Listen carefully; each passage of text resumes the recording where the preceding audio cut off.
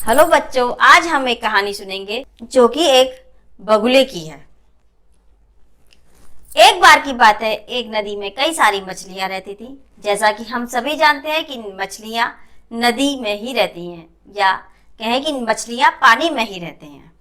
तो एक बार की बात है, मछलियां नदी में रहती थी और वो नदी धीरे धीरे सूखने लगती है और नदी के सूखने से वहां की जो रहने वाली मछलियां हैं वो मरने लगती हैं।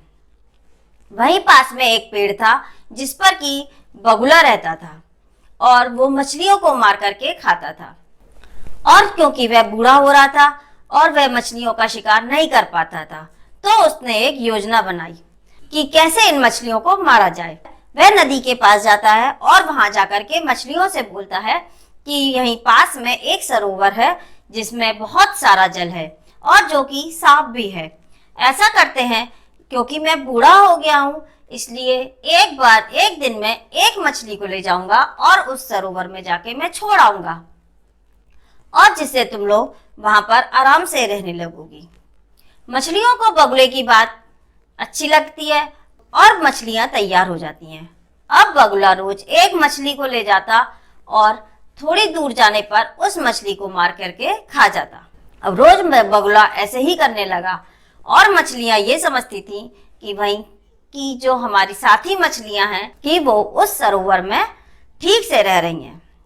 एक दिन एक केकड़ा जो कि उन मछलियों के साथ उस नदी में ही रहता था, उस बगुले से बोलता है कि काका, आज आप मुझे ले चलो, मैं भी इस नदी में से अब ऊब गया हूँ और कृपया आप मुझे उस सरोवर में छोड़ आइए।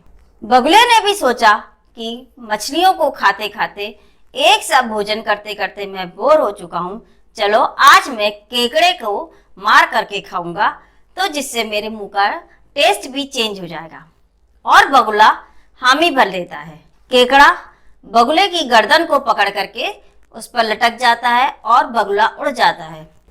जैसे जैसे बगुला नीचे उतरने लगता है, केकड़ा देखता है कि वहां पर कोई सरोवर नहीं है और जमीन पर वो मछलियों की हड्डियां देखता है।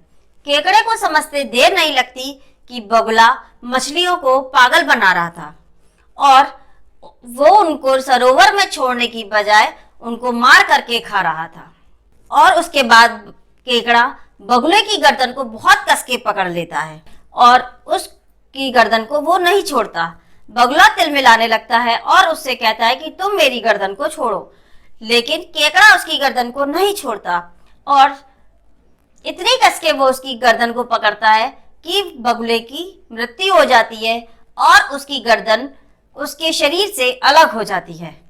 केकड़ा धीरे धीरे किसी तरीके से उस गर्दन को खींच करके नदी के पास तक लेकर के जाता है और मछलियों को बताता है कि बगुला किस प्रकार उनको धोखा दे रहा था।